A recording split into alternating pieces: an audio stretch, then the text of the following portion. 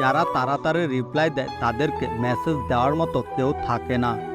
কাগজের নৌকো দিয়ে যেমন নদী পার হওয়া যায় না, তেমনি মিথ্যা আবেগ আর মিথ্যা ভালোবাসা দিয়ে জীবন চলে না। হাসি মুখের ভেতরে কত কষ্ট লুকিয়ে আছে কেউ জানে না। চোখের জল শুকিয়ে গেল, বেদনা ভেজা ঠোঁট শুকায় না। যখন সব কিছু অসম্ভব মনে হয়, তখন কষ্টের ভার বহন করা খুব কঠিন। জীবনের প্রতি বিশ্বাস যখন হারিয়ে যায়, তখন কষ্টের সমুদ্রে ভেসে যায় জীবন।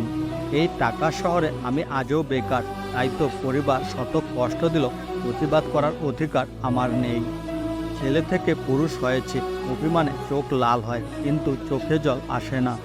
পাহাড়ের মতো শক্ত হয়ে গিয়েছি, কিন্তু ভেতরে ভেতরে নদীর মতো ভেঙে যাচ্ছি। রং ভরা জীবন জং ধরে শেষ, এক পাশে শুরু অন্য পাশে শেষ। জীবনে যাই হোক, কখনো হাসতে ভুলে যেও না, কারণ হাসিটা তোমার শক্তি আর সাহস যোগাবে। তুমি যতই মূল্যবান হও না কেন, তুমি যদি ভুল জায়গায় থাকো তাহলে তুমি মূল্যহীন।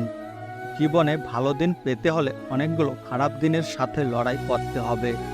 আমরা যা কিছু দেখাই তা সবই বিজ্ঞাপন, এবং যা কিছু গোপন করি সেটাই জীবন। শরীর ছোঁয়ার সুযোগ পেয়েও যে পুরুষ তোমার কপাল বেছে নেয়, বুঝে নিও তুমি সঠিক মানুষকে বেছে নিয়েছো। পরিস্থিতি মানুষকে বিক্রি করে দেয়, হয়তো সময়ের কাছে, নয়তো বাস্তবতার কাছে।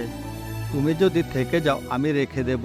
তোমাকে পেয়ে হাজারো কষ্ট মাথা পেতে নিব। নারীর প্রেমে পড়ে জীবন শেষ, এর চেয়ে সিঙ্গেল লাইফ ইজ বেস্ট। সাধ্য থাকলে নিজেকে বিক্রি করে সব টাকা পরিবারের হাতে তুলে দিতাম। ছেলেদের মাঝরাতে বোবা কান্না আর চোখের জল কখনোই মিথ্যা হয় না। সুখের সাথে হয়েছে বিচ্ছেদ, আর মিলন হয়েছে আমার দুঃখের সাথে।